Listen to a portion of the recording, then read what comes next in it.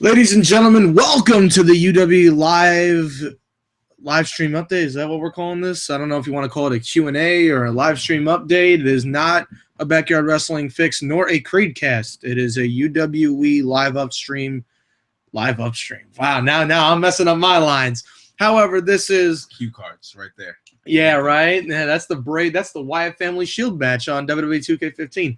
But nonetheless, this is Everett Crede here with Cameron Jackson.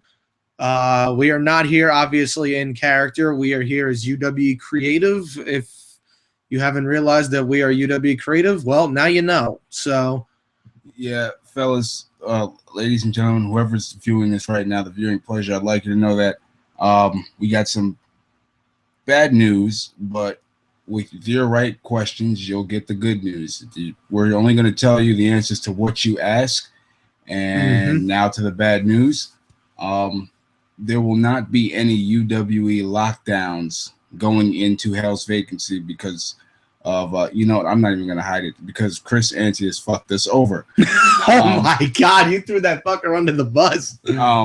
He did not show up, making us having to throw away one of the best storylines we've ever come up with. And that was, I worked hard on that. He worked hard improvising some last minute things on it.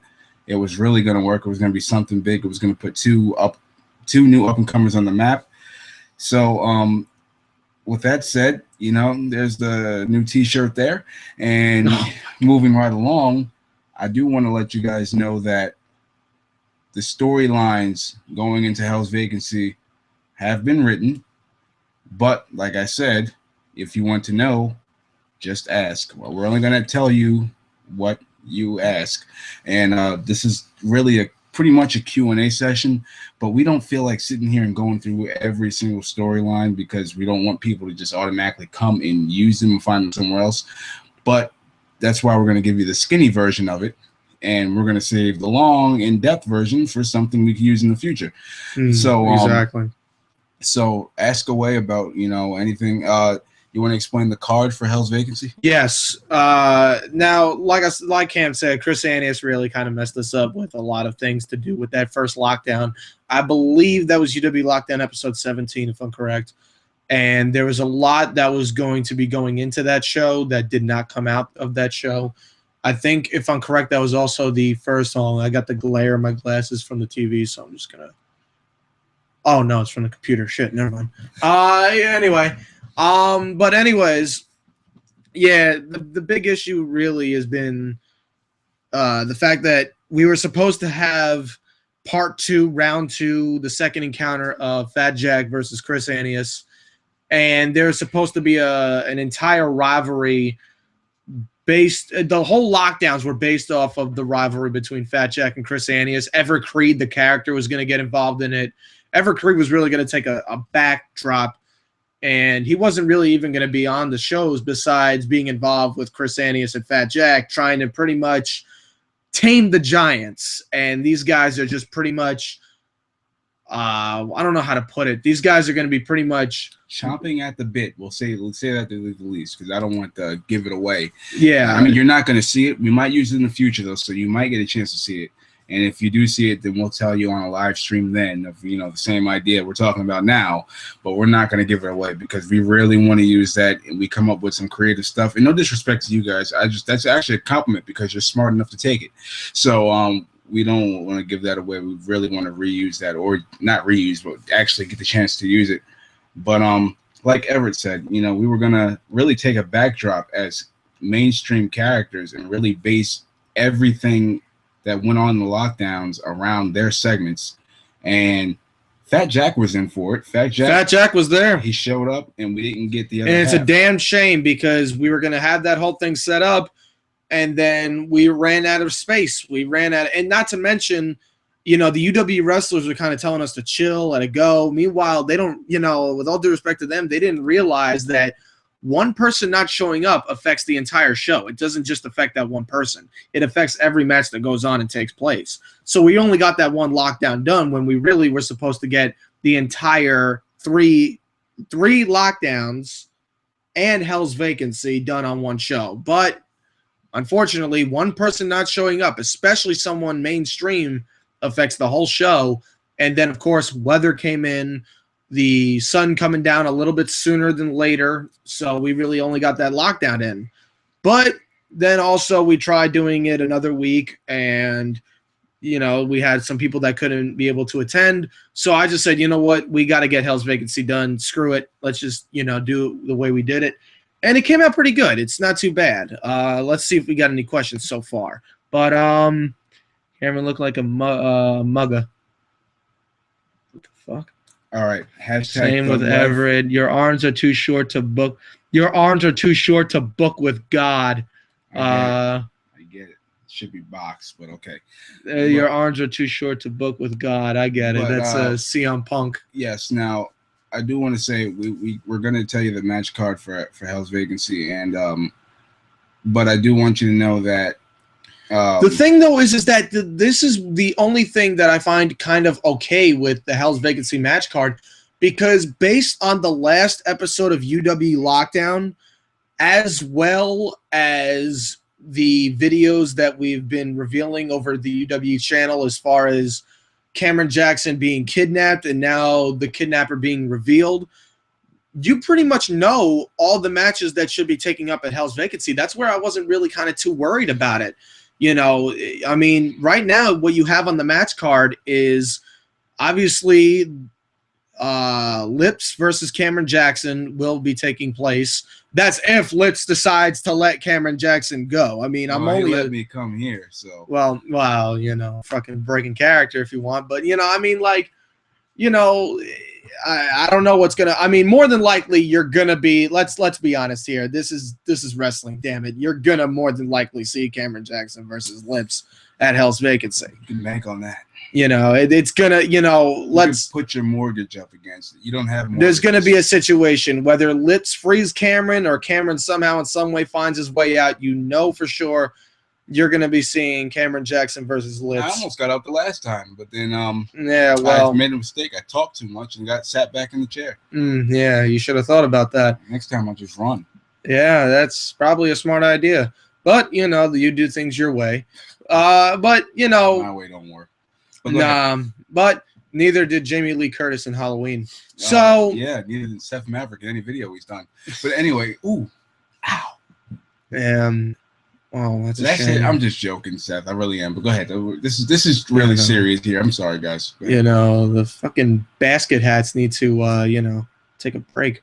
But anyway, so like I was saying, all the matches that you should be able to figure it out for yourselves based on the last lockdown. Nick Somas is facing TJ Sakara for the UWE World Heavyweight Championship.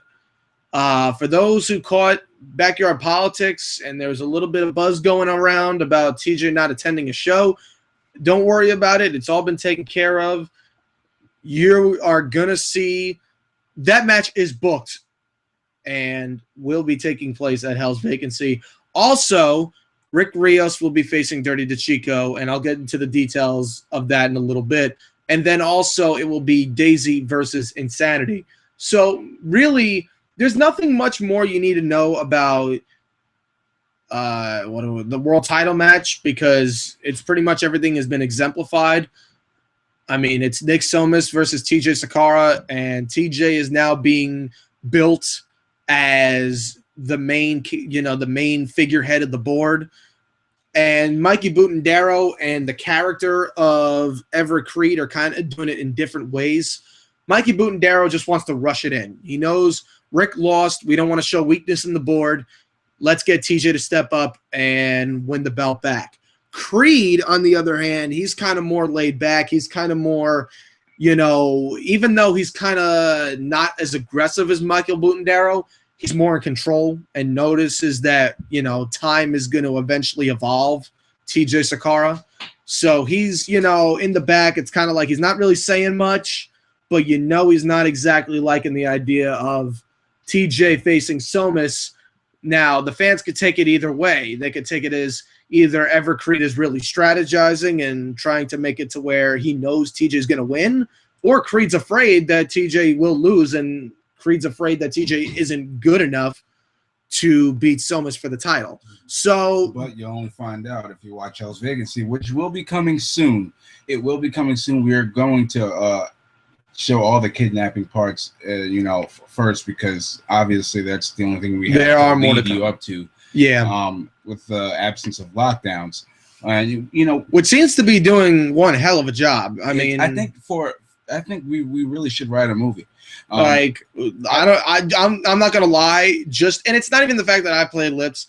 Like, even if this was just like if WWE did the same thing where they didn't even show Raw or SmackDown and they just showed like Bray Wyatt keeping Dean Ambrose hostage on USA Network for 3 hours straight. I'm not gonna lie. I'd probably be into that more too, because it's just like. Well, it has its ways. I'm not going to lie. This was really different and outside the box, and I got a lot of positive feedback on it. A lot of people are definitely liking this and definitely feeding into the idea. I wasn't sure how it was going to turn out because everything going on. And then plus Lockdown, it was pretty interesting because Fat Jack fought Lips. So I guess our mentality was, well, if you see Lips back on Lockdown, you automatically throw his name out of the equation of people that kidnapped Cam. And then all of a sudden, it turns out that it was Lips after all. And it's just like, okay, what the A lot of people came to me and guessed it was Nick Somas for some reason. And I was just like, why would he do it? He's got a title match against TJ. I mean, Nick Somas, if he kidnapped me, I don't know if that'd be a good or a bad thing, because if he kidnapped me, then I'd have access to all the SWAT vests I can buy. So, I mean, I wouldn't mind it. Yeah. I mean, take it from me, who's been kidnapped more than anybody else in backyard wrestling. You got to know which one you're choosing. I didn't choose Lips, but you know what? He's yet to treat me wrong. He hasn't really, stepped over the line yet. I mean, well, the board, they just kidnapped you and threw you right out. They just put you in the trunk. They put you in the trunk and threw you right out the car. Lips kept you, we only got about 4 or 5 blocks away from the arena, and they just chose to throw me out. Yeah, Lips kept you. He fed me. He makes a very good filet mignon. Stop joking about me. Oh, I'm sorry, I made fun of your bowl cut. Okay, but seriously, guys, if you have any questions, let us know. Yes, if you really want to know, maybe match types, maybe stipulations. Match type stipulations, that's all going to be up to you guys if you want to find that kind of stuff out. You got to ask us. We're not going to be on here for too long because, it's Saturday night, and we got OVDWX waiting for us. That's our secondary. Our secondary promotion.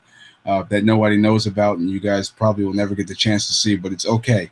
We really do. We make money. Probably would put Call in the fucking, it'd probably put BYW to shame. I'm just joking. Yeah, well, yeah. Can you imagine? We've already got one dislike. We'll get 20 if I say that. Yeah, apparently there was a guy named Andrew Pierce, and he looked up UW Lockdown episode 1 part 1. He's like, this is the stupidest shit I've ever seen. I mean, everybody has the right to entitle their opinion. I mean, I'm not against that. But if you don't like it, just move on. You know what I mean? No, I understand you want to speak your opinion because I've done it many a times myself. But I've done it many a times where I told people, I'm sorry, but you're not doing this right. But at least have a defense. At least tell us. I mean, I didn't even say why. That's I'm not gonna say anything. But if you feel like at any time our product is not appealing to your eyes or what you want to see, please tell us in the comment of bashing us what you would like to see or where we went wrong, so we could actually try to mold it into a better thing. That's the problem with America. I'm only gonna get in this. I don't want to hear nothing else about it after I say this. Everybody gets so split up, whether it be racially, whether it be on your likes or dislikes. Everybody gets so split up when, hold on one second, I got you, Wrestler. If you just tell us in the midst of bashing us what's wrong, maybe we could do something to make it, I don't know, right. I don't know. Maybe, say, Everett, I don't like the way you have that hood on your head. Could you pull it down? Maybe that'll work rather than you look fucking stupid. I mean, they ain't gonna do nothing but piss us off. Either way, go ahead. This is this is your thing. I mean, yeah, I see a guy looking like this with a fucking Under Armour beanie. I'm thinking, you know what? I'm going to protect my house. So, that's just how I feel. But I've been here for a week. Well, no, I mean, it's to protect the house, like the Under Armour. Yeah, I know it was a thing, but I don't take that racially like the rest of the world nowadays. Under Armour beanie. I'm joking. Go ahead. You and your But Ace Whistler asks, any stipulations on Hell's Vacancy? There's a the whole gimmick of Hell's Vacancy is that it is the underground nightmare of backyard wrestling. Every UWE event has some kind of theme to it, if you've noticed. It really all started with Abomination. Abomination was the night that Law forgot. So that was pretty much our Extreme Rules, or in Whistler's terms, he'll remember this one, Scars Remain. It's our Extreme pay-per-view. It's our Barely Legal. It's our Guilty as Charged. Any ECW pay-per-view. Yeah, my favorite was Heatwave. But anyway. 1999. Oh, my God. You got to check that out. But, yeah, like I said, Abomination really lives up to its hype, too. I mean, Night the Law forgot. I bashed a trash can lid on Rick Rios' head and gave him a most gash. Hardcore moment in backyard wrestling. Yes. And it wasn't staged. And screw your eating. I don't want to say that. I don't get disliked. Ooh, now I feel like the FCC is controlling this now. You know. Yeah, right. You got to watch what you say. Like, Jesus. Yeah, exactly. I really don't care anymore, because if I start watching what I say, then who the hell am I? I'm just another bitch. You know, I'm just another brick in the wall. But so what I would like to say here is that this ain't ESW. We don't try to go above and beyond every match. We do, but not that way. We try to give you a sense, a feeling. We try to create something for you that you don't see anywhere else. And I believe we do that better than anybody else. No disrespect to the others, because I'm great friends with everybody. And I really enjoy watching other people's shows. But when it comes down to it, you can't praise somebody else's show until you feel comfortable in praising your own. And I feel very comfortable with what we're doing. And I think that the way we come across is different than anybody, starting with the feature program, the full-length program, and going into the storylines, the once in a lifetime storylines that we pull off. Maybe those aren't larger than life, but the characters in them make them seem so much better than they are on paper. Yeah. And lastly, the way we make $1 out of a penny here, because we really don't get, we make it look nice on camera. I'm not going to say we, I'm going to say they, because me and Everett, we plan things out to where, we'll have fucking superstars flying if we could. But the way they throw their little changes into it, sometimes good, sometimes bad. But when it's very good, we really appreciate it and we run with it. And so it's not just us. I don't want you guys to think, and with the mainstream of the UW talent, it's never like, okay, this person's right all the time or this person's wrong all the time. Oh. There are people that are, but the best example, for me, I would say TJ Sakara. There's been instances, I'm going to tell you right now, there's been times where he's come up with storylines that I'm just like, either, dude, that's fucking stupid. Like, don't even try that. Like, that's just the stupidest shit I've ever seen. But then also at the same time, we'll come up with another storyline. I'm like I wish I wrote it. Like, I wish I wrote it. And the best example is like when we first started UWE, he was going to try to come in with an atheist gimmick. And I'm just like, oh, here we go. Like, I just had the fallout with CCE and Zayden Morgan and all that. And everybody's going to be thinking I gypped their idea and gave it to TJ. And even, I'm not going to lie, any religious gimmick just doesn't work anymore. Ever since Punk made it big with the Straight Edge Society, it just doesn't work anymore, because now you're just going to be looked at as a CM Punk ripoff. Even Daniel Bryan tried doing it with the vegan shit, and it didn't work. Now, it's going back to the question. We got so sidetracked. Yeah, right. It's not even stipulations. Now, there's. I'm going to say this. There's an underlying stipulation. I'll have Everett name the one match stipulation. The underlying stipulation of the pay-per-view, and I'm making this up as we go, I don't give a fuck, is that you can only use whatever's out at Hell's Vacancy. You cannot get disqualified otherwise. There are no countouts. If it's visible in the arena, you can use it. Just like the bar soap in the hotel room. You can use it. What? No, I'm just joking. No, there's really only one match with a stipulation. But stupid. But I know I had that's Ryback stupid. I had to do it. It was that fitting. was bad. I had to do it. I'm allowed one a year, Oh man, yeah. Well, Hell's Vacancy. But seriously, in all seriousness, now cutting away from that bullshit I just said, there's really only one straight up stipulation. Like, oh, I want to see this. But I don't know if the way we pulled it off, you're gonna want to be like, that was 5-star. But it was one to watch. It is definitely yeah. It's entertaining. I'll let Everett explain that to you. So, like I said, Abomination, Night of the Law for God, All Out Survival, the Gladiators pit, and the survivor goes on to face the champion. Ultimate Redemption, our greatest spectacle. That's our biggest event of the year. Even Thunderstruck is the Aftershock. That's Thunderstruck's theme, the Aftershock. That's why I thought of it. And then now Hell's Vacancy is the underground nightmare of backyard wrestling. And it's pretty much everything that, it literally is Hell's Vacancy. It's a hotel of hell. And I'm not going to say the first match, but the match that we were referring to with stipulation. Tell them now, man. I'm not going to. The only reason is because you might as well understand the reason why we shot this match. No, you don't want to tell them that yet. Okay. Because they'll know the ending if we tell them that. Oh, okay. Well, okay, so then. We shot on a different day, though.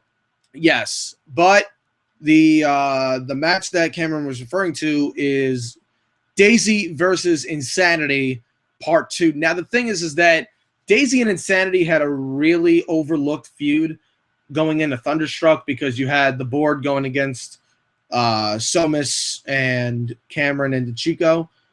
You had the Crede DeChico match and so on and so forth. So Daisy and Insanity kind of got overlooked. So now we're giving them a little bit something different. Insanity kidnapped Daisy. I don't know if they saw that or not. I think they did. He didn't really kidnap him. Well, no, he just took him to the back. Because I got kidnapped. He ain't get kidnapped. I got kidnapped. I know Daisy. What we're going to be seeing for the first time in Backyard Wrestling, if I'm correct, is a body bag match. That's correct. A body bag match between Daisy and Insanity. And, of course, if you know body bag matches, in order to win the match, you must place your opponent inside the body bag and completely zip the bag until it is air sealed shut. It's safe to say the loser of that match is going to be really confined for a while. This is great. I like when these guys UWE is the best BYW company. That's a fact. Well, we thank you for that. Seth Maverick, thank you very much. And I'm going to stop joking on you just because you won some brownie points. Official channel of HBTW why am I saying backslash? Also known now as APW. Says APW has themed pay-per-views too, and that's why I'm looking forward to them because they bring out outside factor much like we do, but they do it different than us. That's the one thing you could ask for. I'm fucking pissed because I feel like McMahon when Turner stepped in. No, because you're implementing they're gonna die. I don't want to do that. Well, no. I mean, they're gonna. That's the difference, though. They're not gonna die out. Like they actually when they came up with like APW Retro and all that. I'm like. Fuck! I got pissed. I've been asking to do that for a while. You just didn't want to do it. Hey, I didn't know. Well, that was before this. They even. I don't know if they thought of it or not, but this is before it hit Twitter. Okay, yeah, we're gonna talk in terms of social media. This is before it hit Twitter that they were doing the retro thing. I've been asking for it for 3 years now. I've been asking for it 3 years, and he's like, no, I don't think anybody. No, I don't think. No. And then they do it. He goes, fuck! I can't believe I didn't think of that. I'm just like, well, I also got to give props to Jason and Corey, whoever's coming up with that stuff. APW is and they got some top-notch characters coming in. It's going to be something I really want to see. Arkham's going to be sick. I can't wait to see all those guys. I really want to step up to the equation. They got guys coming back. I just saw Twitter today. They got shout out to Drew Hood, definitely an awesome character. Awesome character. Awesome person. Yes, I got to say this, and I'm going to say this in every stream I go on for the next probably month. For all you guys that really hate Drew Hood, and I'm not talking about you guys in here watching this right now. I'm talking about the guys that are going to watch this later that just want to check back, backtrack on this. For everybody that actually hates Drew Hood, I want you to know the difference between a storyline character or a on-screen character and an off-screen person. Because on-screen, you're supposed to hate him. That's great. But when you drag that into disliking every match he's in, you're taking it too far. He's one of the best people to walk the face of this earth. And then you're going straight to hell just for hating on him. You do not mess with a child of God. And Drew Hood, damn sure, is a child of God. Drew Hood is definitely one of the coolest guys I've ever met. He's one hell of a guy. And he's hilarious. Walker, too, very respectful. He was very cool on the Crede cast. remember having him on with Anonymous, and I was very thrilled to have Walker on. And I definitely want to have Corey and Walker on a Crede cast. They're going to be discuss on the next Backyard Politics. If I plan right. To get me on that, because I definitely. If we play our cards right, we can do it before TLC. We got to see. We got to see that. God! No promises. And I got a lot to say about that. We could cover that tomorrow, though. But whatever the case. Oh no, I can't get into that fucking shit. You know what? I got to give these guys credit. I got to give not the WWE. I mean, well, technically, but I got to give the NXT credit. Well, that's what I was gonna say. Not really even them as much as the fans here, because they keep blowing up about NXT, and I'm just like. NXT this, NXT that, and I'm like, oh my god, enough of fucking NXT. So I'm like, you know what? Let me see what all the fuss is about NXT. Turn on the Xbox, put on the network. I see NXT. It's better than WWE mainstream, and it's sad because the Rooks are doing better than the Kings. It's like putting out fucking chess pawns, and yet they're doing a job better than the fucking Rooks, the Knights, even the Bishops. You sitting there trying to. I like that. I like that. But you know what? The one thing I got to say about NXT, is Sami Zayn, incredible superstar. Right now, in my eyes, the NXT Championship is the championship in all of wrestling right now. In my eyes, see, and it's sad to say that, but you know what? Who gives a damn? Because they're doing a lot better. And I saw something out of Adrian Neville that I've never seen before on Revolution at Takeover Revolution, or our Evolution, I should say. And it's because this whole thing, he gets a rap. You watch all his videos, all you see is the high flying stuff. This is the first time he actually showed some in ring, this is my spot, bitch. Adrian Neville took, it was Sami Zayn's moment, but it was Adrian Neville's test. And a lot of people didn't even really see that because they wanted to see Sami Zayn win the belt. And don't get me wrong, I wanted to see it too. But I know as Triple H was looking on, he knew Sami Zayn wasn't going to let him down. He was looking at Neville. And he was saying, okay, is this guy going to be a gymnast acrobat, or is this guy going to really step up his game? And Adrian Neville stepped up his game. Very impressed. And then, of course, who could forget about Kevin Owens? I mean, oh my god! From the opening belt, this guy is just his debut. I mean, I've always said if there's one person from the Indies that belonged in WWE, it was Kevin Owens. All right, and I'm gonna sit here and read these things here. Okay, so Maria Excellence says, just saw the tweet. Okay. I guess that was from you, Everett. Yes. And Maria Excellence also said, can Insanity fit in the body bag? He's tall as fuck. He can fit in there, but will he is the question. That's the body bag has been made to where it's big enough that Insanity could fit in the bag. And I'm not gonna lie, I'm gonna throw a tiny little spoiler alert out there. Daisy goes to some pretty unique strategies and unique I don't know how to call it. Some innovative ways to try to get Insanity in the body bag, and I'm just thinking to myself watching this. I'm like, oh no. In my eyes, it was gold. It was. But you got to realize, me and Everett see things 180 of everybody else. Yeah, and it's a good 180 too. And, when I see it live, I see it the same as the wrestling smirks. I'm looking at it, I'm just like, I see the show, I'm like, oh god, and I'm laughing my ass off, but I'm like, oh, this is so pretty. But it was great. It was great. It was entertainment, and you know what? That's what. Those are the one thing those two superstars needed. That was the break for them. Yeah, and, absolutely. But to much as you no matter the outcome, we will tell you this: it does lead into a future something else. Oh yeah, so absolutely. do not be pissed off with the outcome. Just know it's going somewhere. Okay, so hardcore AU, so hardcore Australia, I believe, right? Or is that Auburn?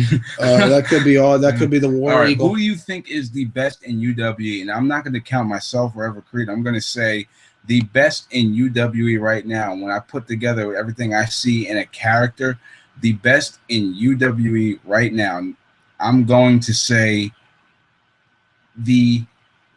See, now you can't just answer that straight up. You got to give a little category. Now I'm going to say the most improved from the start of YouTube launch is hands down Dirty to Chico.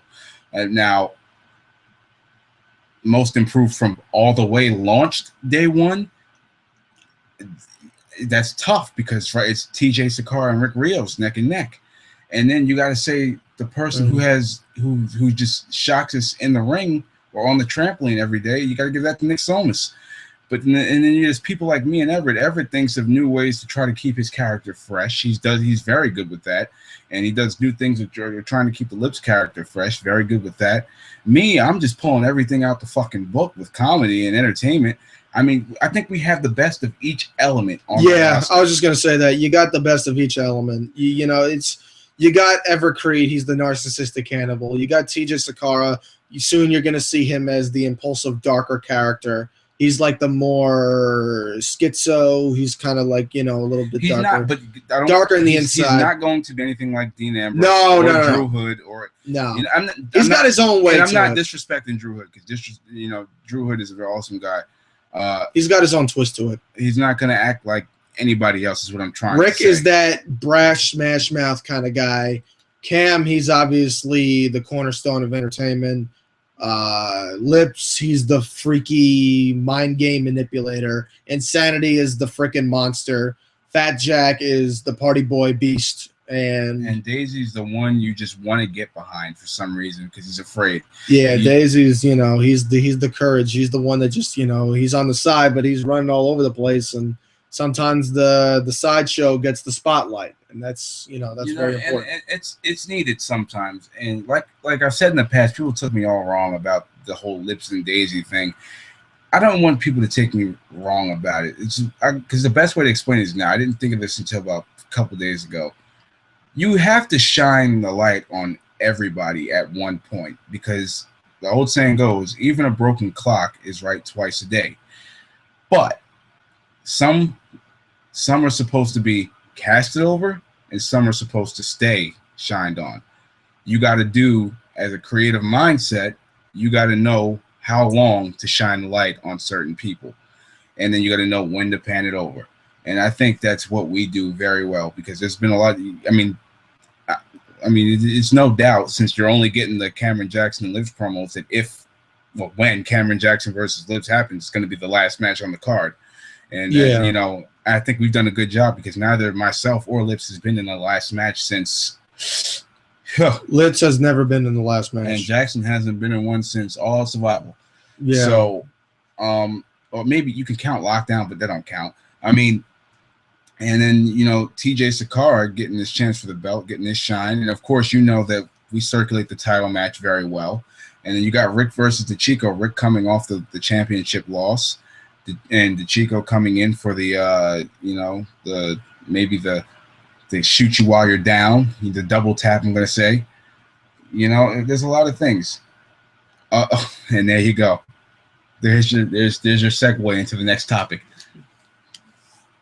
TEW Wrestling says, segue. I won $5 from my friend on this. Maverick. Oh, why is there only one championship in UWE?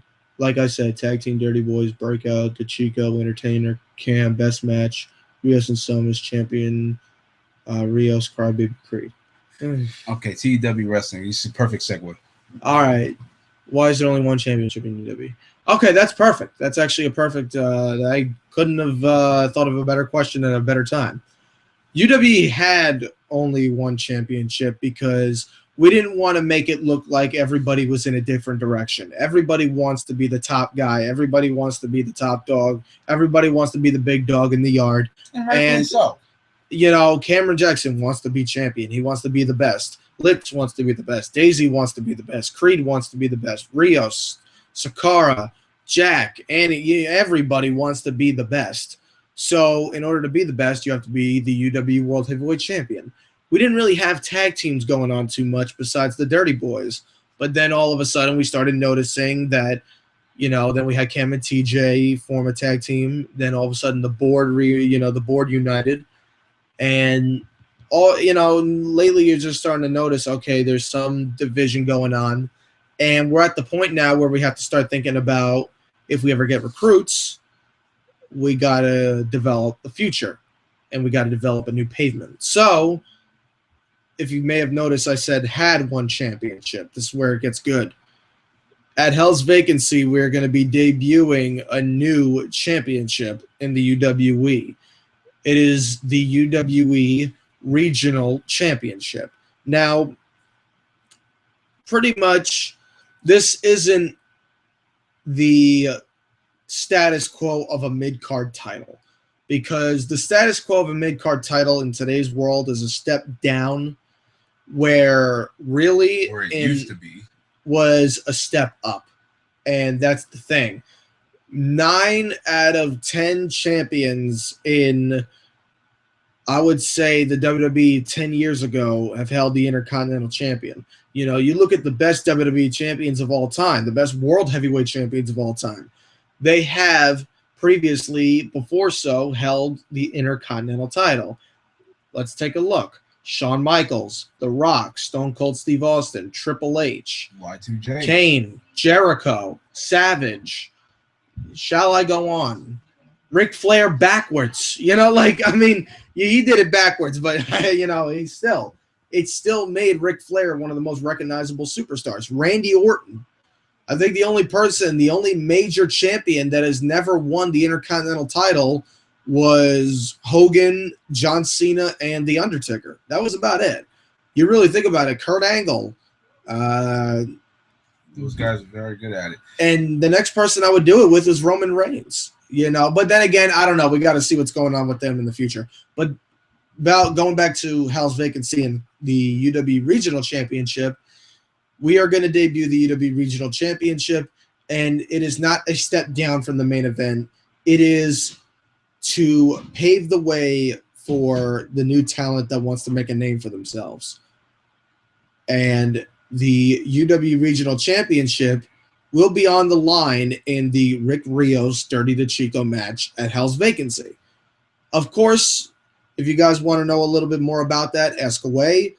But we shall have you know that that is what's going to happen. You're going to see Rick Rios versus Dirty to Chico for the UW Regional Championship. And I think that a lot of people in today's mind of wrestling get satisfied with the fact that, oh, it's just a title to hold. You know, it's just something to put on your record.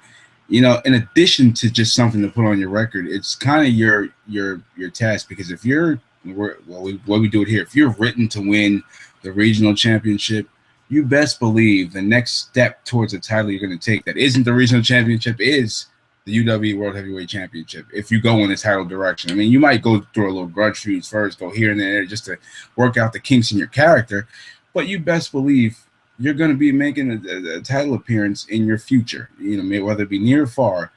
You win that regional championship, or you're in the regional championship match, that means you have something. That means you're working your way towards something. And that's the one thing that we lacked was I'm going to say a structure in our roster. See, but I don't want people to see it as if he's a regional champion, he's a mid-carder. No, that's not the case. It's kind of the gateway to the main event status. This is how I see it. I see it like this. I see it to where friggin' if you're a good champion, the title will define your career. Correct. If you're a great champion, you will define the heavyweight title. Yes. But if you're the best champion, you could take any championship besides the World Heavyweight title and make it look bigger than the World Heavyweight title. Yes, and that's kind of Shawn Michaels and Razor Ramon were a perfect example. That's kind of the reason why we wanted to put it in the match with Rick Rios and Dirty to Chico. Rick Rios being a very good World Heavyweight champion, Dirty to Chico being a very good up-and-comer, the person that literally started, how many months ago? March? Literally started in March and really made a big progress from not having wrestled a lick in his life to now doing this almost every other weekend. You know, we kind of put it in there because that's kind of their gateway, their test. And, you know, and the way everything turned out, I believe it's destined to be something prestigious in its own right. If you got any questions about that, any questions about the kidnapping segments, if you're wondering about anything that's going on with that, definitely let us know, because that's been really transcending in BYW right now. Is the revealing of Cameron Jackson's kidnapper turns out to be the Freak Show Lips himself or herself, I don't know. Let's see. Best example, Chico was in a team with Dave, but he still wanted the UW championship. Yeah. Yay, APW will have 2 titles too, the APW Championship and the Gladiator Championship. That sounds like a good title. Sorry for getting here so late. It's okay, no problem. Was busy handing out beatings to That's all the true. idiots who say I'm overrated. What about Daniel Bryan? He has never been the Intercontinental Champion. Yes, but he was the U.S. champion, because the only reason Daniel Bryan wasn't the Intercontinental Champion, and he should have been, I'm not going to lie, that title would suit him well.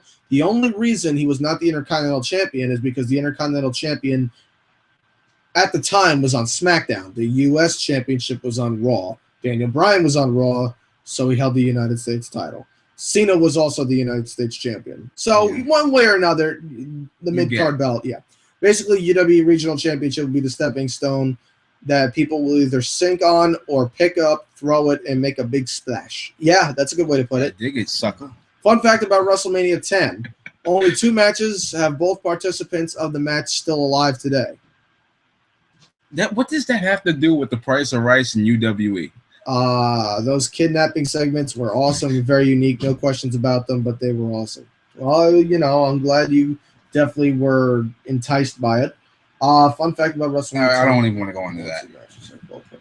That's still alive today. That's crazy. What's that matter? I bet I can guess the 2 matches. Oh, God. I know one of them obviously is Shawn Michaels and Razor Ramon. I just don't know the other one. 2 participants. I know. Wasn't Brett and Yoko, because Yoko's no longer with us. Luger and no, same thing, same problem. Brett and Owen, nope. Oh, shit. Oh, man, I'm going to have to find that one out after this. Also, if you think that is all we have to discuss, you're wrong, because fans, this is where you're going to like it, because the show after Hell's Vacancy is the official UWE awards show, the Undergrounds. Better known as the Undies. I hate that fucking name. But, yes, the Undies. It's really going to trend. I mean, oh, man. What's going to be? So, I hope not. Yeah, no, we don't need to see. And by the way, I'm going to tell you right now, I've already got this planned out, and I'm not even going to hide it from you guys. We're going to go through our awards, and there might be, don't be disappointed if there's just 1 match or at the most 2. We're not going to make it like a full stack. Well, we want to do it like the way they should have done the Slammies, but we're not going to do that because you got to understand the time of year we are, and we kind of got to like move through things, especially our location and where we are time-wise. It doesn't really work out for us. So if we get through the awards, we're going to make it very entertaining, though. Don't doubt us. We're just not going to give. If anything, it might actually, because I think we're doing a UWE like New Year's party or Christmas party or something. It might be at night. It might be like how they did the Slammies back in 1995. It might be something like that. And I kind of hope it does. The Raw Award Show, that was pretty good when they did that. Yeah, exactly. Which honestly I thought was a lot better. I felt more like I was at an award show. I think we can do some very good time with storylines in that. People brawling in the whatever the hell we're at. Oh yeah, people brawling or good segments. You get to see people. Oh, and I will say one reason to watch Hell's Vacancy is a very big surprise rolls into the arena. I will say that. Fair enough. Yeah, so if you have any categories to mention, obviously we have Superstar of the Year, we have Match of the Year, Rivalry of the Year. We have all those obvious ones. Now, we are going to allow voting, but here's the thing. If the voting is totally one-sided just because of, recent things, we're going to kind of take over the reins and watch it and make an executive decision. Now, I mean, unless it really deserved it. If it really deserved it, we're going to be like, fine. But if it's just because it's most recent, we're going to be like, okay, let's sit down. Let's watch every option, and then let's make a decision. Yeah. But we're still going to give you the power to vote. Don't get me wrong. But if you guys get a little too crazy with just voting on one thing, and unless it really deserves it. If it really deserves it. I mean, I'm not gonna lie, like if I'm thinking Match of the Year, right now there's really only I only see, well, obviously there's gonna be like 4 or 5, maybe 6 candidates. Obviously Crede and Jackson's gonna be one. Somas and Rios will be one as well. I'm not sure which one it'll be. Probably the one at Ultimate Redemption, but I'm not sure. Probably Redemption. And then, there's going to be a bunch of other ones as well. But, definitely you guys will have the right to vote. And, based on the votes, obviously, if it's not going to make any sense, we're not going to count it. Like if,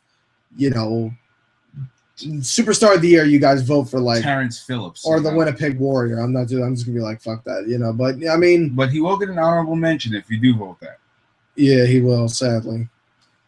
But let's see how we got. Already we got a Winnipeg Warrior for the. Well, the other was Luger and Brett. Oh wow, I forgot they actually wrestled out. Let's see. Litz is a freak, should get a straitjacket and get put to sleep. Then it was the one since Luger versus Brett in that fight. The Undies, I'm done. Winnipeg Warrior, best wrestler. Now, since Hell's Vacancy is coming up, I was wondering when we get to see the Winnipeg Warrior win the new UWE championship. Never. He got one win. He got the biggest win in UWE history. Okay. And I still do not like that decision. That was a crunch time decision because I had to do something to build me. Look at it this way. You listen. Look at Winnipeg winning is worse. Put yourself in my shoes here. I gotta go toe to toe.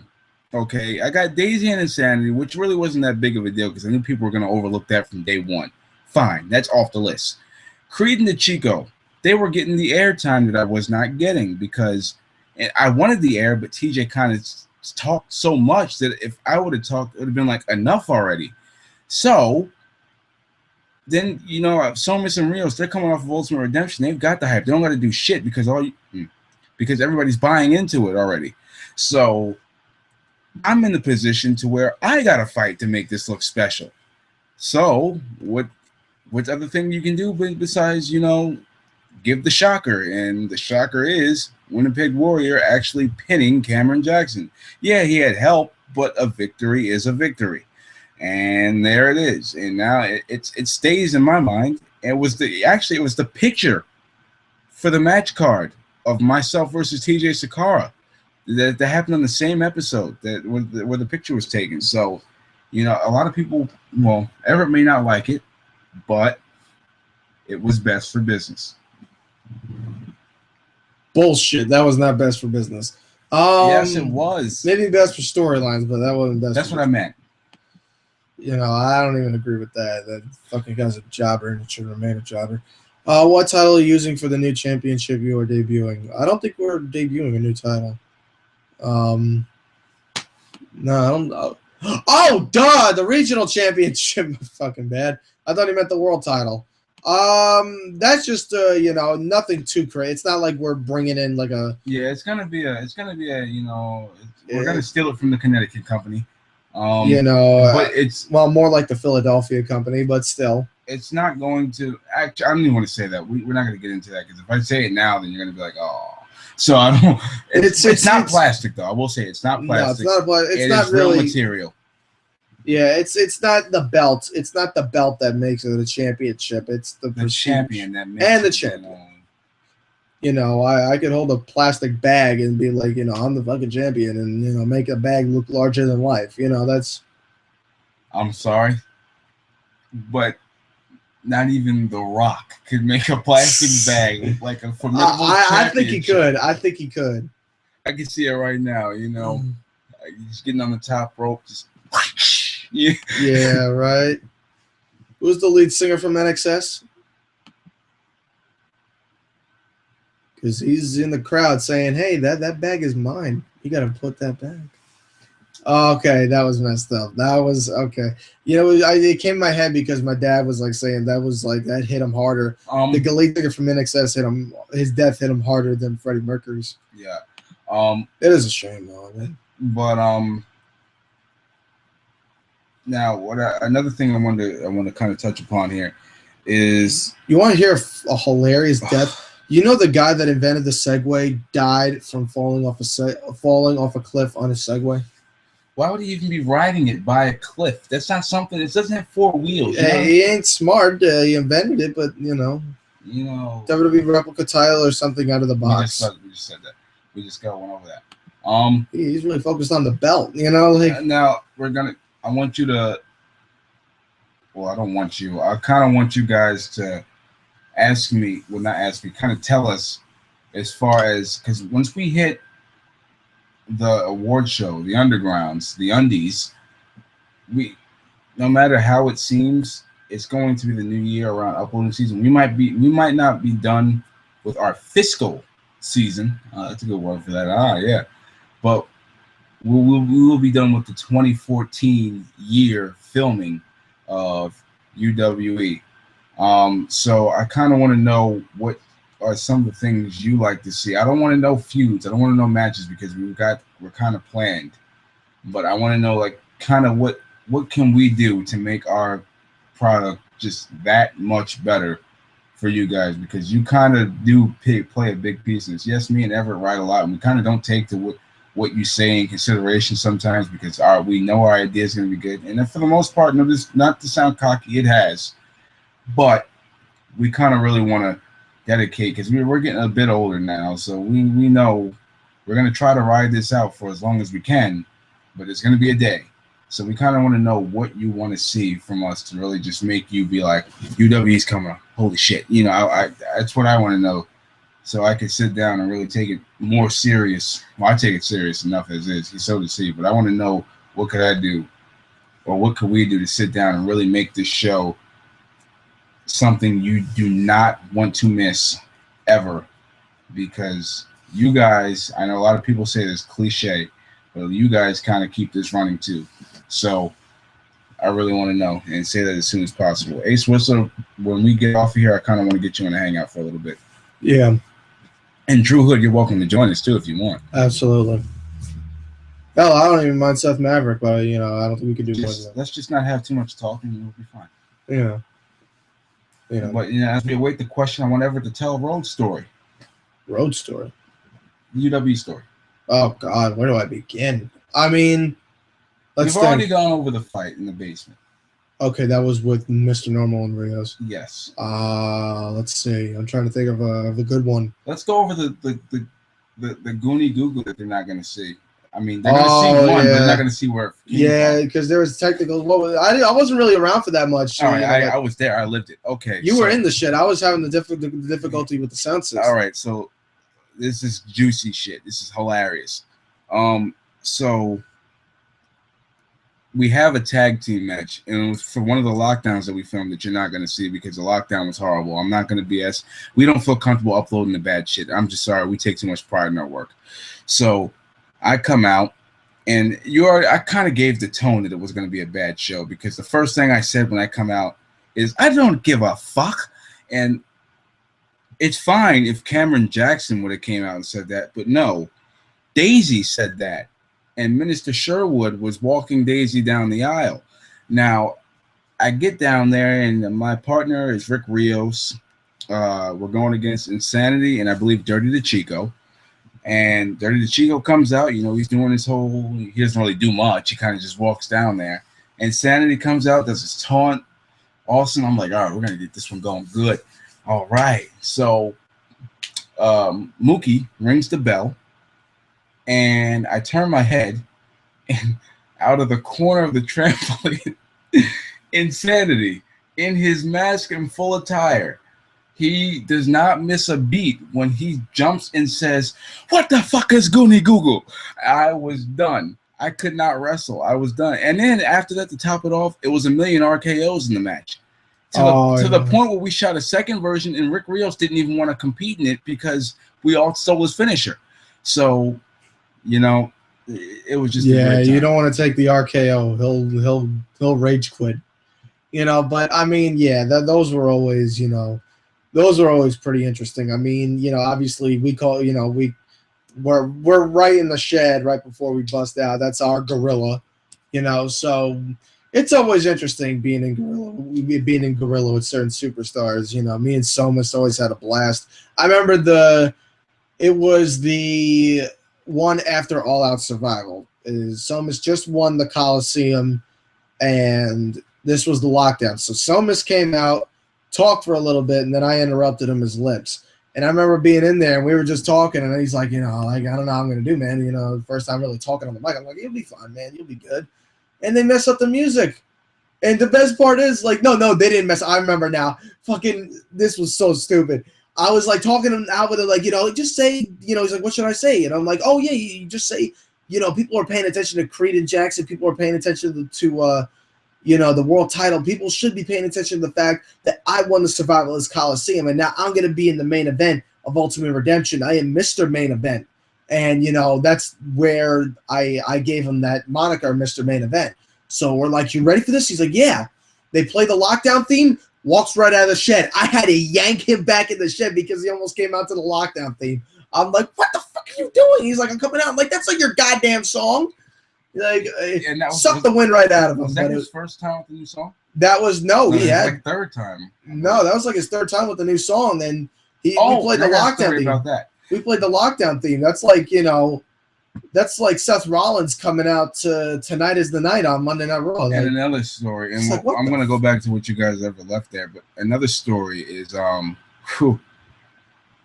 this is really not even funny. It's kind of just like something that a little known fact that Nick Somas' current theme song was originally going to be the theme song for the board. I made a crunch time decision, literally the day, maybe a day or two before Nick Somas debuted, and I'm like, we got to give him this song. And the way I explain it, you're gonna probably hate me, but I'm gonna explain it anyway. I looked at Everett, I was like, he's got no mic skills. He doesn't really have, he's got the body that people like to see. He can do a lot in the ring. He needs something else. He needs something to speak for him, something that people can just get into. Yep. We got to give him that song. And then, of course, I went home, made the edits, and he got the song. But just imagine if it were the other way around. He would have, Nick Somas had, honestly, I think his old song wouldn't have worked for this new. I don't know what his theme would have been, but at first I wasn't for it because I felt I felt the same thing about Somas, like with lacking the mic skills. But then I thought to myself, well, he's lacking mic skills, have lyrics in his music.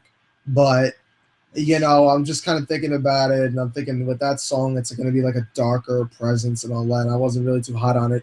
But then I'm just like, you know what, screw it, see how it goes. And it turned out to where it's, it made a big deal. It hit, and much to his credit, the swap has helped. Everybody's got an original theme in the UWE. Like, a lot of people were kind of giving me, like, wondering, like, Everett Crede, you have the Night by the Stir. What's the whole meaning behind that? Well, the meaning of that song, it doesn't really have an effect on the Everett Crede character as much as it does on Everett Patterson. On me personally, because the song is about how, sorry. What did you say? Everett Patterson. No, that's true. I mean, that's what it is. And it says how people are intimidated by the night. They're scared of the night. They're scared of the dark side. Meanwhile, when I see the dark side, I'm freed by it. I feel empowered by the night. And that was the meaning behind the song. And that's how I felt personally. And then, of course, with that, around the time where I was kind of thinking I need a name for the Code Breaker, I remember I was watching a Pokemon episode with my brother and who's Minister Sherwood, and Gengar was my favorite Pokemon at the time, and I decided to pay homage to that part of my life, and I just decided to name it the Nightshade, and it worked out well because I always do the shade worked thing. Very well. Another theme story, TJ Sakara's theme song. Everett Crede was not budging on changing his theme song from Sticks and Bricks by A Day to Remember. I love that song. And he did not have the faith in the musical genius that I am. I love Sticks and Bricks. I was just like, can't change when it. I found, I might as well back up. Ashes in the Sky, the band that sings Rick Rios' theme song. They're a local band, so they know a lot of music. And I was hanging out with Chief Pantera, Dave Lombardo, Andrew Nicolai, lead singer in Screamus. I'm sitting there and they play this song.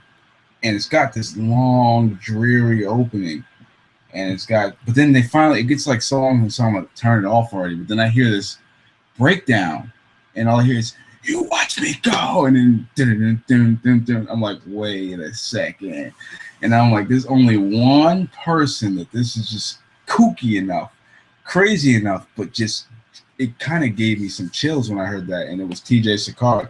So of course I made the edit, and TJ Sakara has that song. Let's see. Imagine, okay. That's just a stupid memory. That's great, Whistler, though. Imagine The Rock versus Triple H at MSG in 1998 fighting in a ladder match for a plastic bag. That would be amazing because I can see, I can see The Rock right now slapping Triple H. The Rock says you can't have that bag, somebody says they'd like to see Cam versus Mookie. Mookie is not a wrestler, but we'll see. We'll see what we can do. And then Whistler said, I'd like to see a stipulation once in a while, lockdown. Yeah, we're going to be doing that a lot more often. Not only are you going to be seeing stipulations on lockdown, you're also going to be seeing a lot more, especially now with the regional championship, but also you're going to be seeing world championship title defenses as well on lockdown. We just saw that not too long ago with round 3 with Somas and Rios. And it's not always going to be as predictable as that one. I will say that for a fact because that one you kind of knew that Somas was going to retain. We had to do something to kind of break the ice there. We had to break it off, and we, unfortunately, came at insulting your intelligence. You give it the curtain call because Somas and Rios kind of wrote so long. They wrote every story they could have done as those two characters. With those two characters, exactly. That you can't really do anything more with that now. It's they did their job. It's just that I do want to see, as in the stipulation thing, I kind of do want to see that more on lockdown. But we got to kind of, don't get me wrong, I want to do that, and we are going to do that to an extent because the only reason I say an extent is because if we introduce it too much, then it doesn't look special on the pay-per-views anymore. So we kind of got to learn how to use it to our power. Before what is it? Before, is it Road to Destruction or All Survival? We did the Lockdown Lumberjack. All Survival. We did the Lockdown Lumberjack. That's going to be a thing now. You can expect that Lockdown before All Survival, the Survivors Coliseum, which we stole from Call, by the way, which I really don't care because they, with the exception of Whistler, none of them has come back to apologize to me. So. And I was just like, Everett, let's use it. And he was just like, okay, fuck him. So, we used the Lockdown Lumberjack, which is a very good stipulation. Lumberjack match, except for you can tag any of the Lumberjacks in at any time and, pinfall victory. We only messed up the last times because we didn't have an official referee out there. But the next time we'll make sure that it looks more well put together, I'll say. And what do we do before the chamber, for the Sheriff's chamber? Oh, we don't do shit. We don't do shit. We're gonna start introducing. We're gonna bring back the Poseidon's Playground before the chamber on the lockdowns now. So the lockdown before Road to Destruction, you will see the Sheriff's chamber being used as Poseidon's Playground. Whichever Crede made that name up, and it's simple. Same rules as the chamber. It's just a one-on-one match. And not one of my finest creations, but and Road to a little fun. It won't be the main event. And Road to Destruction is done. The pay-per-view is gonna. Yeah, we're gonna change the name. We're gonna change the name, even though that's been around for years. We were never really too hot on that. We were never hot on Road to Destruction. I'd rather call it Road to Redemption, Miley, if you're gonna call it Road to anything, But we're not going to use Road 2 at all. So yeah, we're just going to name it something else because it kind of sounds messed up. Whether we were just at Road to Destruction. Now we're calling it Journey to Ultimate Redemption, the Road to Redemption. So that's one reason. Another reason is we just grew old of it. We don't want it anymore. So, but we're going to keep the same theme. With the water theme, but we're going to kind of ditch the Road to Destruction name. It's kind of like we don't call it the Sentra anymore. We call it the Z. And then either way, it's still a fucking Nissan. You know what I mean? But you were all over the map. I was just gonna say name it Poseidon's Orgasm. No. Can you imagine? That's a nice car. I wouldn't mind driving that. It's a little red Corvette. Yeah, that's Prince. All right, but one of my final things I wanna really go through is I want everybody to be more um actually let me say this. I think one of the reasons why the Cameron Jackson Lips current storyline is really hitting hard right now is because this is once for the first time in a long time it challenges people to kind of step up. And I know we've been kind of doing our own thing for a while, and we've been very good at it, and everybody's been fond of us. But I think now this is kind of like our challenge to the rest of the community to be like, top this. And we didn't mean it for it to be that way, but that's the way it's going to come out because I think we've been doing pretty damn good with ourselves. So 57 minutes ago, CJ Maria retweeted pictures of polar bears taking selfies. how does that work? They don't have thumbs. I don't know. The polar bear took a selfie. I mean, I feel so bad that they're melting in the damn water. I mean, So out of all that, he wants to take a picture. You know, he's must melting. be a waterproof phone. How about get your fucking family over to the other side of the ice rather than take a picture? You know what, guys? Hold on a second. And we might die in 10 minutes, but It's a Dodge Viper, not a Little Red Corvette. I didn't really care. I was just joking. Oh, I tweeted Little Red Corvette. Who said who drew that?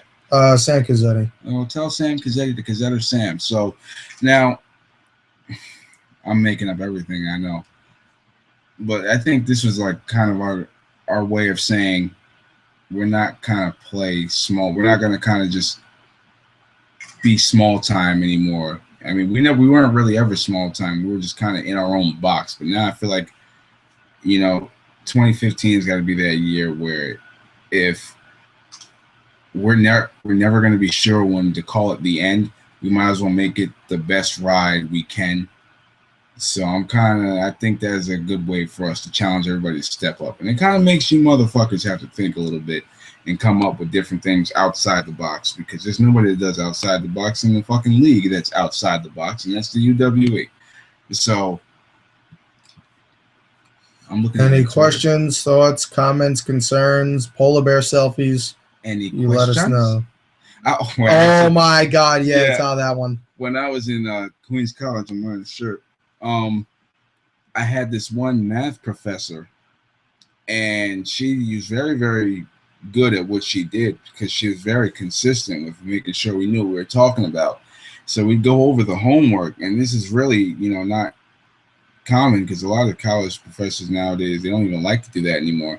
But she would go over it question after question after question.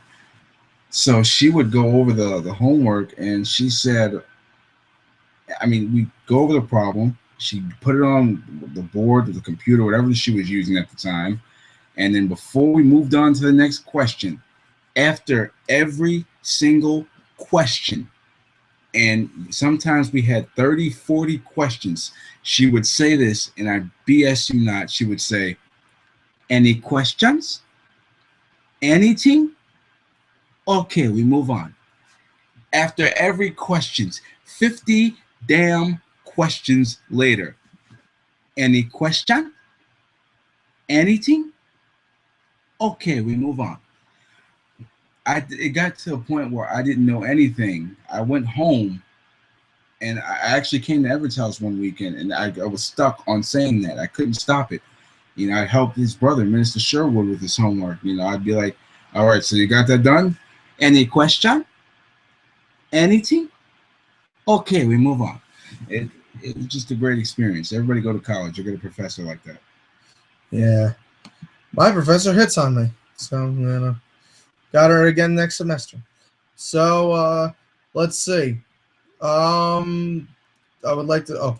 don't worry, APW will have some good segments. Not like Litz, but good segments. I respect that. I respect that. And I thank you, Drew, and thank you, Jason, for those comments. You two are you two are in our top 5. You want to say it, don't you? Say it. You say it. Shit. No, you want to say it. You really want to say it. I don't want to be that guy to just say You can say it. No, you have the right to say it. I mean, after all, I mean, the Gremlin City Gangster. I mean, that's close enough to Harlem Heat, man. That's. Nah, you two are awesome. They're in your Fave 5, dog. I know. I really wanted to say it, but in my Fave 5. His Fave 5 should change. Like, not only every week, they changed in the middle of the match. Like, watch Money in the Bank 2011, the same Money in the Bank pay-per-view where CM Punk walked out on the WWE and won the title. The SmackDown Money in the Bank ladder match, there's about 6.5 changes that Booker T makes in his Fave 5. At first, Sin Cara is going to win the match. Then Daniel Bryan's going to win the match. Then Sheamus is going to win the match. And all of a sudden, I just started realizing you can't have everybody win the match because then no matter what, you're going to be right. You're not even betting on one man anymore. Booker T is one of my favorite personalities in wrestling. He might as well say, I bet that one person's going to climb up that ladder and grab the briefcase. You know, You should have said it. It would have worked. You know, it's almost like John Madden doing NASCAR. You know, you make a left turn right here, you make a left turn right here, you make a left turn right. And if you keep making left turns, you probably have a chance to win. You know, you make a right turn, you're not even going to be in the race anymore. You know, it makes sense. They in my Fave 5. You look like only college we should have is wrestling college. L to the yes. Yeah, can you imagine that? You know, it's the only school where your theme will play when you walk through the door. Oh, that would be perfect. You know, who'd be the mascot? Definitely not Lips. No, hell no. It'd probably be somebody that we kind of just want to put out in the courtyard. Here's a good question. If you want to see I've been thinking about this for a while. If you want to see any former or current WWE, ECW, or WCW superstar, any professional wrestler, former or current, host Ultimate Redemption 5, let me know, because I've had some ideas and I would love to make them work. But if there are any current or former professional wrestlers that you would like to see host Ultimate Redemption 5, let me know in the comment section below, because that is definitely something I'd be thinking about. Cam, what do you think? Who would you have? I would have none other than the Mean Street Posse, Pete Gas, Joey Abs, and Rodney. Yes, I would have the Nature Boy Ric Flair, just so I could set up the audio and he could say, what? Oh, yeah. Give me the microphone. Yeah, that's his like claim to fame now. Give me the microphone. You know, just like I love how he said that shit. Hey, microphone. I can see him just like, you guys are going to go out there and win it. Just Ric Flair. You know, Ric Flair would flip out on his own teammates. If I had anybody, I mean, obviously Mick Foley. I would definitely love to have Mick Foley. Sorry, the local. Oh, it's all right. Yeah, I mean, if I had to pick one, Mick Foley would definitely be the one I would have. Otherwise, I mean, besides Mick Foley, oh, that's tough. I'd have Hulk Hogan do it so we can be in the Silverdome, you know. Oh, no. I couldn't do it. I probably so good to be here in the Silverdome, brothers, you know. Meanwhile, we're in the backyard. You know, if I could have any, you know, former, you know, let's see if anybody has you know, let's see if anybody has any Hulk ideas. Hogan would be the right gay guy, you know. Oh man, to do it. The right gay guy, you know, fucking, you know, I don't know who I'd have. Probably, I mean, that is tough. I definitely would do Foley, but I don't know if I could think of anybody else. It's really hard. Foley, it's the only person. Dirty Chico, yet again, another tattoo. Oh, one more person. I my bad. If I could have anybody besides Mick Foley, hands down, Stone Cold Steve Austin. That would be fun.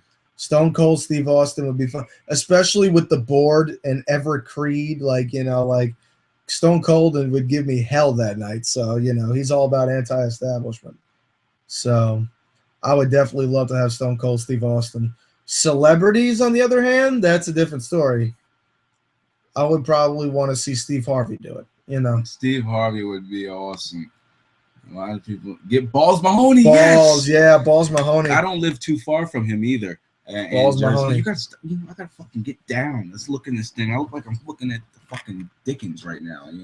Yeah, Balls Mahoney would actually be a good. I would do that just so at the end of the show he can come out and just wail on somebody and we can all chant just balls, balls, balls, balls, balls. If I had balls, that's what I would do. Then I'd have the Dirty Boys put them through the flaming table. Yeah. That's exactly what I would do. Another little short insider before we get off of the air here and we invite Drew and I think I know where you're getting at. Yeah, you segue right into it. Yeah. The Daisy promos. Now, when we used to, cut screen, go into this promo with the bunny rabbit and come back, Dale Peppers would say, and then he went to the flaming table, when we came back. Every time. It never failed. You can check back. Literally every show up until Abomination, it happened.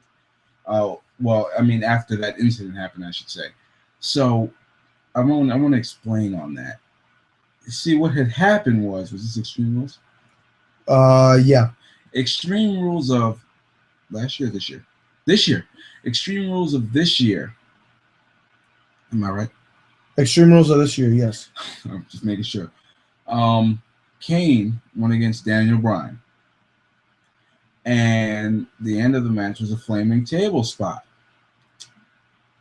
Now, the way Kane chose to go through this table stuck in our minds for a very deep, long time. So I just felt like I had to document it every time I came back from a Daisy promo.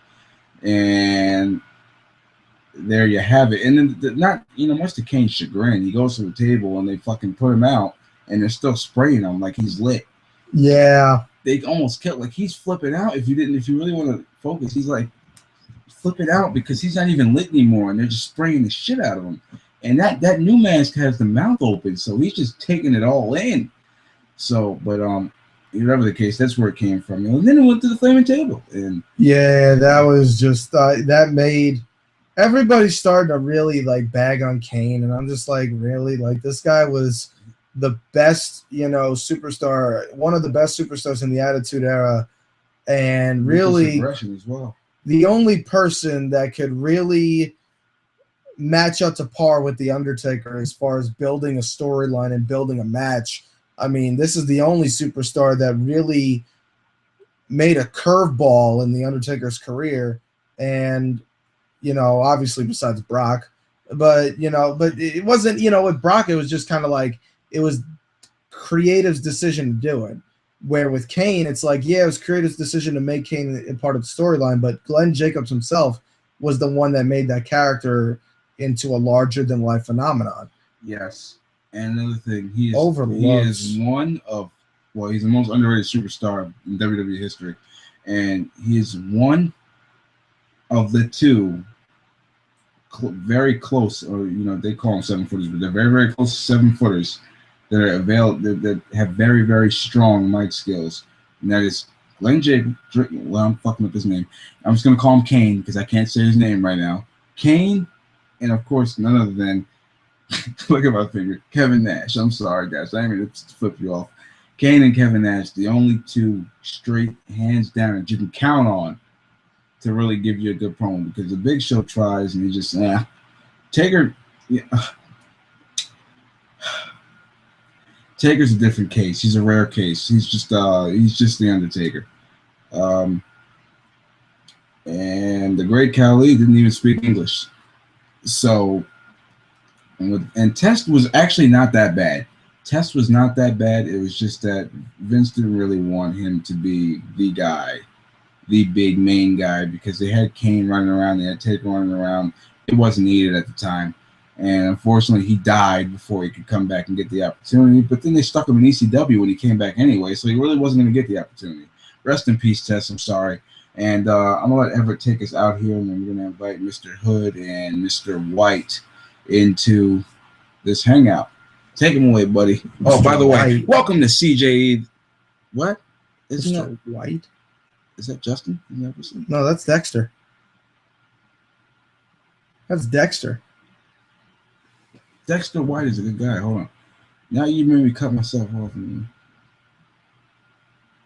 Justin Porteous White. Oh, that White. Yeah, well, I know that, but I just call him Whistler. Can I finish the catchphrase? Yeah. I might as well just get it in, you know. Yeah, might as well just this is the best part. I could say both catchphrases back to back.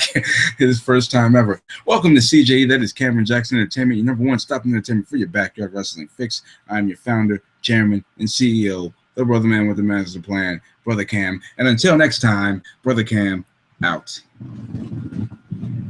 Wow, that was the quickest CJE segment of all time. Well, I guess that's all we got for you this week. So, well, let's see if we got some get balls. If Bull Dempsey and Balls Mahoney teamed up with People Champ Bull Balls. When was the last time Kane won the match? The amount of people he's put over this year is beyond ridiculous. Totally agreed. Definitely got to get you guys in here in the chat. But as far as the live stream, we're done. Get out. Taker, okay. Get out. You know, I remember Undertaker doing that shit. Like, you know, Raw 1000. Get out. Yell to Unico, get out. You know, whatnot. Hey, guys, look, I'm going to do a soprano and cut this, this whole podcast in mid.